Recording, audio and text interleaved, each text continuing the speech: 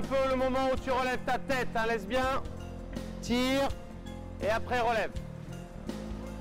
Retarde le moment où tu commences à tirer avec l'arrière de ta tête. C'est un peu juste là au niveau du timing. Et on tient là dans la durée.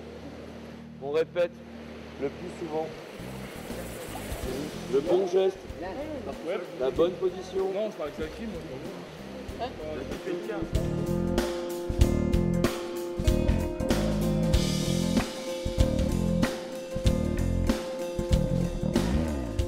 La tutelle, l'approche de Vygotsky, l'imitation, modélisation interactive de Faidavinkamen, ce sont des théories et des modèles de psychologie sociale, de socio-constructivisme qui disent quoi? Qu'à la base, l'individu construit des représentations en tant que pratiquant et que l'intervenant, que ce soit l'enseignant ou l'entraîneur, il va aider le pratiquant à construire des représentations qui vont servir de guide après à la pratique. Dans la tutelle, il y a des fonctions, 6 fonctions. On a dit enrôler, c'est-à-dire présenter le but. Ensuite, s'assurer, contrôler la frustration, encourager, éviter que le sujet reste dans l'échec, dans la répétition de l'échec. Ensuite, maintenir l'orientation et de l'attention ou l'engagement dans la tâche. Et donc là, c'est une composante d'engagement dans la tâche plus attentionnelle, mais bon, c'est la troisième. Signaler les caractéristiques déterminantes par les informations proactives et rétroactives. Et puis les démonstrations, dont la stylisation. La première fonction, c'est l'enrôlement du sujet dans la tâche. Une fois que l'interaction est engagée, les consignes ou les informations rétroactives et informations proactives. Information rétroactive, c'est donc le feedback. Information proactive, il faut que tu fasses ça. Après, il y a tout ce qui est de l'ordre du contrôle de la frustration, des encouragements. Donc ça, c'est important aussi, quel que soit le public et le contexte. Il y a une autre fonction qui est maintenir l'orientation du sujet dans la tâche, le maintien de l'attention. Dans votre contexte à vous, ça serait plutôt maintenir l'engagement du sujet vers le but, parce que on peut être fatigué, on peut ne pas arriver à sentir ce que l'entraîneur demande. Donc au bout d'un moment, avec la fatigue physiologique, on n'a plus trop envie de répéter, ainsi de suite. Je connais, certes, j'ai analysé l'habileté du système expert, mais je suis capable, et ça c'est quelque chose d'irremplaçable, je suis capable de choisir au bon moment ce qui va faire progresser le sujet, et pas autre chose. Donc la stylisation, c'est un type de démonstration qui a été mise en évidence par Brunner. Il insiste en disant que la tutrice ne démontre pas l'habileté en elle-même, mais insiste sur des aspects particuliers. Alors moi, ce que j'ai trouvé comme autre type de démonstration de l'expert ou du tuteur face au novice, c'est le tuteur qui démontre ce que fait le novice. Il lui dit, tu vois, tu fais ça. Et en fait, il faudrait que tu fasses ça. J'accepte aussi de ne pas intervenir sur autre chose, et je suis capable d'accepter que mon sujet s'écarte du modèle expert sur certains points. Je suis capable de l'accepter parce que je sais que c'est son mode d'adaptation à lui, personnel, individualisé, c'est sa façon d'interpréter à lui le modèle expert par rapport à ses composantes biomécaniques, de force, et ainsi de suite. Ce travail de l'entraîneur qui a dans sa tête l'analyse de l'habileté, le modèle expert, qui prend la décision d'intervenir sur telle chose parce qu'il sait que c'est ça qui est prioritaire pour ce sujet-là à tel moment de son apprentissage, et qui accepte que sur d'autres points, soit il n'interviendra pas du tout, il ne transformera pas, soit il en transformera mais plus tard, voilà. Il y a de l'engagement de l'entraîneur et il y a de l'inhibition aussi. Il faut être capable de s'inhiber. Pour arriver à bien chauffer, il faudra nager quand même pas loin de 2,20 ou moins de 2,20 ou pas loin de 2,20. Hein. Essaye dans tes 200 progressifs, Seb, de t'inspirer des exercices. Je t'emmènerai pas dans les 100 mètres après, mais comme hier, comme ce matin. faire l'effort pour avoir la tête comme ça, même quand tu accélères. Départ 3 minutes. Alors vous avez 4 x 50 zone 5. Départ à la minute. Ok. Derrière, vous avez 100 mètres en aéro sur vos coups de bras habituels. Départ 1:30. Okay. Derrière, vous avez 100 mètres facile. Départ 2 minutes. À la limite, après le 100 mètres en aéro sur vos coups de bras habituels, je vous donne le temps, vous pouvez repartir un peu avant les 1:30, c'est pas gênant. Et ça, on va le faire 10 fois. Donc beaucoup de qualité de travail là. J'ai bien dit beaucoup de qualité. Cassandra, tu es à 38, tu peux faire un effort là. Être plus efficace. Prêt? Aïe hop. Allez, pensez à bien baisser la tête et appuyer fort vers l'arrière. Hein. Quand tu respires, ton bras ne doit pas partir avec le coude en arrière. Toujours le coude placé là. Tu nages 36-37 secondes. Hein. Tu comptes tes cycles, tu gardes un battement assez serré pour ne pas avoir d'ouverture intempestive, surtout sur la respiration. Il faut que ton bassin arrive à rester placé même quand tu tournes tes épaules pour respirer.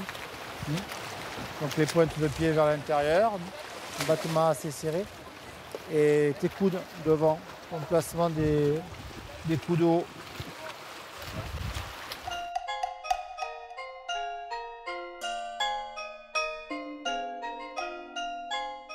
Contrairement, on peut remettre en cause le rôle de la démonstration, ainsi de suite. Par contre, on ne peut plus dire, et je ne veux plus entendre dire, par personne, que parce qu'on démontre, le type est passif, il ne prend pas d'informations, il s'imprègne, et ainsi de suite. Voilà. Alors ça, non, c'est impossible. Sinon, c'est pas compliqué. Moi, je te mets 20 nageurs de club, je leur passe 20 fois le film de machin. Si c'était ça, la démonstration, si c'était aussi facile que ça, si on était aussi une cire molle comme ça, alors qu'ils font tous de la démonstration, ben, ils n'osent pas trop le dire, quoi. Il y a encore cette honte. Mais ils ne font pas que de la démonstration tout le temps non plus. Ils ne sont pas tout le temps en train de démontrer. Et ce n'est pas du tout ce que l'on recherche nous. C'est très efficace, les démonstrations de partie d'habileté. Je ne crois pas qu'il y ait eu du travail en natation qui a été fait. Il y a eu du travail qui a été fait en gym. La thèse de Marielle Rizzo-Keder en gymnastique a mis en évidence que la démonstration, non pas de l'habileté totale, mais de partie d'habileté, les démonstrations partielles, était très efficace. On peut démontrer l'infime, le truc, mais pourquoi avoir honte? Du point de vue langagier, pour rendre les éléments saillants, signaler les caractéristiques déterminantes, on ne va pas décrire l'habileté avec des mots neutres, on va utiliser la métaphore. Et on a observé sur l'activité des entraîneurs des métaphores verbales pour essayer de mieux faire sentir, de relier l'intentionnalité, de faire émerger l'intentionnalité dans l'action chez le pratiquant sportif. Pensez à travailler vos arrivées. Bascule, m'appuie mon oreille. Fais glisser en accélérant, en tenant mon bassin. Attaquez vos arrivées à peu près 3 mètres avant l'arrivée. Tirez jusqu'à l'arrivée, prenez l'habitude. On commence par plus grand et on réduit. Mélanie, sur ton bras gauche, part en profondeur, là. De mettre le coude à l'extérieur et partir sur la... Pas en profondeur.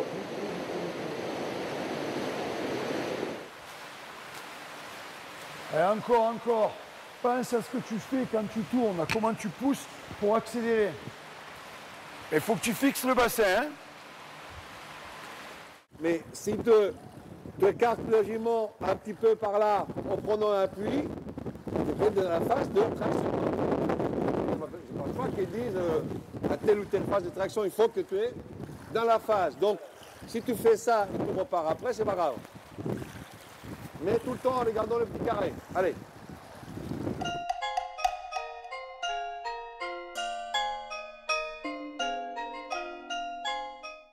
Dans le domaine des opérations motrices, donc au niveau de la réalisation, on sait aujourd'hui, par l'intermédiaire d'autres théories qu'on appelle écologiques ou dynamiques, qu'il y a toute une partie de la motricité qui n'est pas pilotée par la conscience. Quoi que vous fassiez, vous ne savez pas ce que fait la fibre 37B du vaste externe.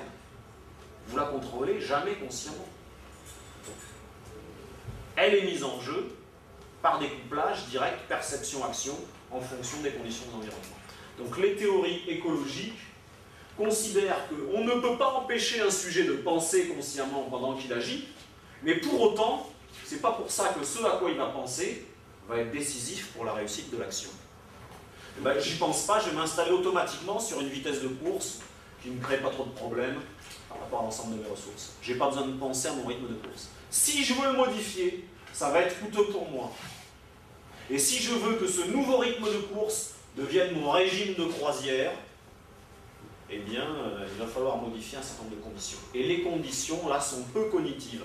Donc cette modification-là, on va pouvoir l'installer essentiellement par de l'aménagement du milieu et de la confrontation répétée à ces nouvelles conditions. La question n'est pas de choisir entre les deux modes. C'est de jouer à bon escient sur l'un et sur l'autre. Il y a des choses qui relèvent des transformations qui ne sont possibles qu'en jouant sur le couplage direct perception et action par la contrainte du contexte dans lequel on plonge les sujets. Quand on est dans cette situation-là, il ne faut pas chercher à faire conscientiser, à faire comprendre, etc. Il y a des objets d'apprentissage qu'on va faire bouger essentiellement par la conscientisation, l'explicitation, la compréhension.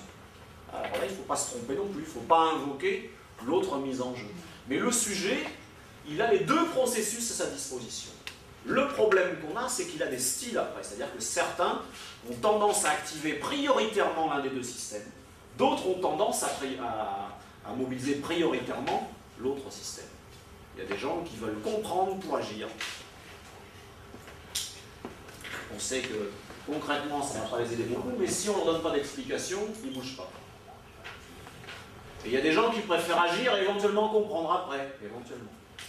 Moi, concrètement, quand j'ai un joueur de haut niveau, que j'ai vu 300 fois sous les chandelles, rater aucun ballon et qu'un jour il m'en rate 1, 2, 3 dans le même match, je ne peux pas a priori savoir si c'est parce qu'il a changé de godasse, que sans en avoir conscience, il a un crampon qui lui fait un peu mal, que ça perturbe sa vitesse de déplacement et qu'il se retrouve sous la balle, toujours en retard, ou si c'est parce qu'il a bien vu que le mec en face il faisait 25 kg de plus que lui et qu'aujourd'hui il a la trouille et qu'il ralentit consciemment pour se protéger. Donc en tant qu'entraîneur, je suis obligé de m'interroger avec les deux systèmes d'interprétation de cette réalité pour voir lequel est momentanément actif sur cette question.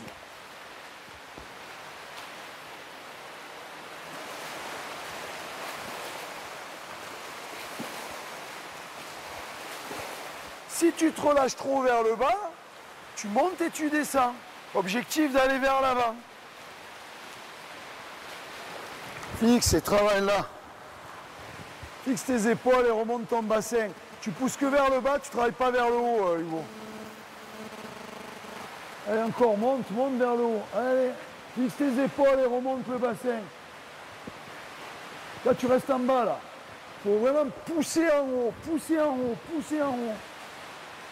Derrière, là, avant que tu libères le bras, tu arrives à créer une accélération un peu plus forte de ton déplacement. Même remarque, tu peux mettre un mouvement de jambe là, en utilisant le bassin. Là. Ce que je veux, c'est là, là, ici. Vraiment, tu prends le maximum et tu plonges très loin, tu te laisses glisser. Tu as le temps après. C'est pas... Tu forces sur l'action. Après, tu peux attendre entre deux actions motrices pour récupérer. Par contre, là, on apprend à créer l'accélération maximale, surtout sur le 25 et après 25 rolls.